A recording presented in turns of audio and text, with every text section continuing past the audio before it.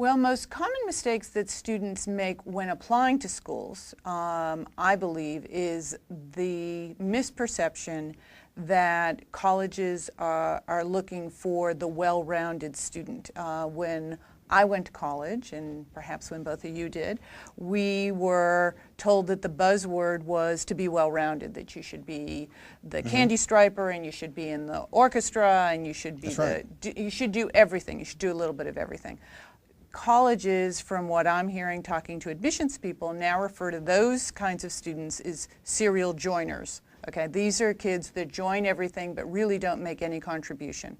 What colleges are generally looking for is what they refer to as an angular student, as opposed to being well-rounded, a student that has a couple of interests that they've really dedicated some time and energy towards, and that they focus in one focus discipline. in a couple of areas and really make a contribution, really show the school that when you're committed that you can do something and have an impact.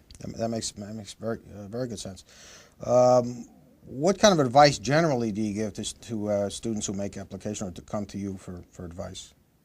Well, we talk about a couple of areas. One is college identification and selection, trying to identify colleges that represent the right fit for them. Are they thinking that they want a school with what I refer to as rah-rah spirit, where everybody, the whole town shuts down and goes to the game on Saturdays? Are they interested in a specific academic area that's only offered at a certain number of schools? Are they really not sure what they want? And maybe they should be at a liberal arts school where they have the opportunity to change a major if in fact they find themselves really passionate about something in their freshman year. So basically they have to really determine, the selection process is very important for the student. I believe the college research is very critical. Finding the right fit academically and finding the right fit socially is really important. It's very easy to do online, especially today. I mean, you could just get all this information online. You can get a lot of it online. However, I think nothing replaces a visit to the campus. What about these college guides? Like, remember these big college guides are about a foot thick. Are they very helpful? Are they accurate? They're produced most every year, and they're certainly accurate on the statistical information, how many kids applied, how many were accepted, what their middle 50% SAT scores are, and those kinds of things. They're quite accurate on that.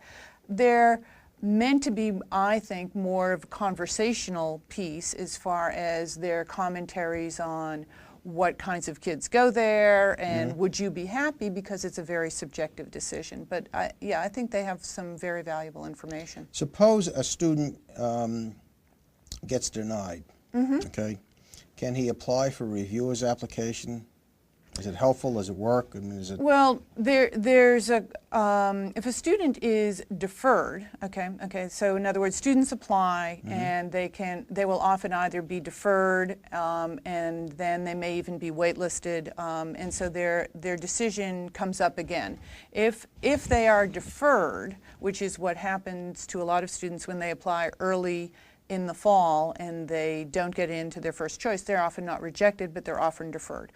That's an opportunity for a student to say, well, in the meantime, since I made my application to you, I've won this award and I got all A's in my first semester senior year. Oh, so they could tweak up the application that they've submitted. If they have something that's truly valuable to merit saying to the college, I think you certainly. That's interesting. Right. But suppose there's a flat-out rejection. I mean, is it pretty much a... If there are some extenuating circumstances, certainly you can petition for review. Very, very rarely is it ever overturned, though. I mean, there are so many applicants in so many spots that it does happen, but it's certainly not a common occurrence.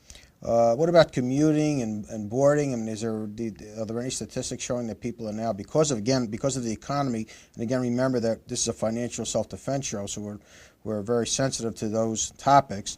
Is there really a big difference now where people are saying, well, maybe I can commute, I can travel an hour rather than board, or I think probably all those discussions are happening in homes as we speak, but really the crush of this economic impact is really going to take shape next fall. We just don't know. I mean, most of the students who are applying now are applying to go to school next fall. So I don't think the numbers are in just yet. So this might be an issue where they get to the fall and then we say, hey, you know, we have a real issue here as far as paying for school. I mean, I'm assuming they're seeing that as well. I would echo what Lee's saying, because most families felt comfortable in August sending the child off to college, and probably had the 08-09 school year planned for. Looking ahead to 9-10, it's going to be the family who discovered in November or December, gee, things have changed.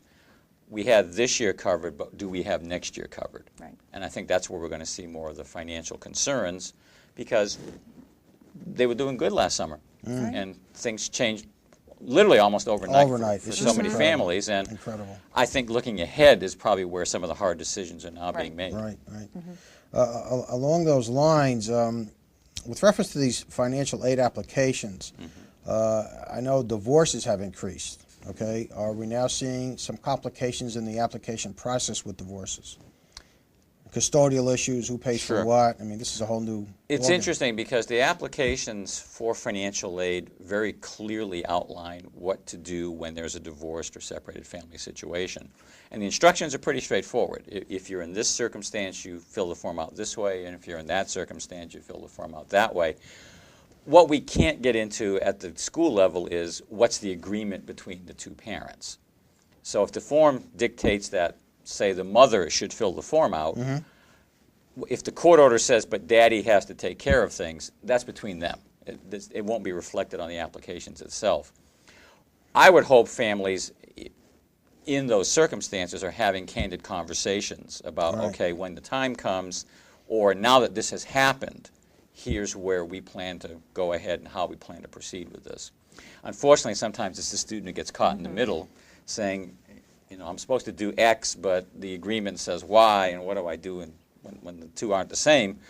We can counsel, but at the end of the day, if indeed parent A is supposed to fill out the form and parent B says, but they're not going to do it, kind of ties our hands at the school end. Sure, that becomes another issue. We will be right back with some more questions for David and for Lee. Stay tuned. For David, with reference to homeschooled students, I understand there's a situation where you can even get financial aid for homeschool students and other unusual circumstances. Is that right? Well, homeschool students can receive financial aid under one of two situations. The first one is they actually have they've graduated from their homeschool high school curriculum. They are treated like any other high school graduate.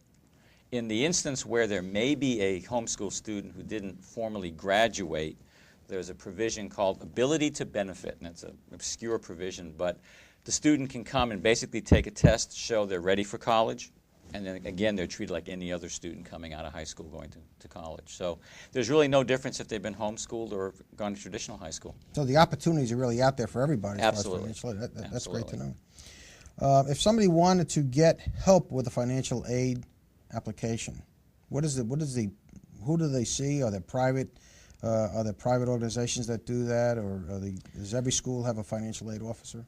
Well, every college and university that works with the financial aid programs, which is 99.9%, will have a financial aid office, and a family can get help there. Many high schools have nights where they invite a financial aid professional in to help families fill out the application, talk them through it. Is that private professionals? Or? It's usually those of us who are financial aid professionals who come out and do it as a public service as part of our commitment to the profession. And then there will be a FAFSA day here in North Carolina. That's February 21st. And families can go to a FAFSA day location. There will be financial aid professionals there. And again, the object there is to help that family fill out the materials, actually submit it that day. So it's in the system, it's taken care of, and they can walk away from the FAFSA Day event knowing I filed for the 9-10 year, and now I just wait for the results to come back. I think that's the apprehension, is that they're concerned that they're going to get it right the first time. So they can always modify the application, I'm assuming. They can always be corrected.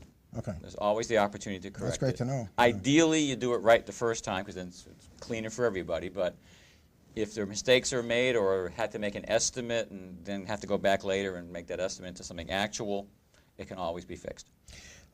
In my business, which is the real estate business and mortgage business, right now, because of the times, there are a lot of scams out there, a lot of fraudulent activities.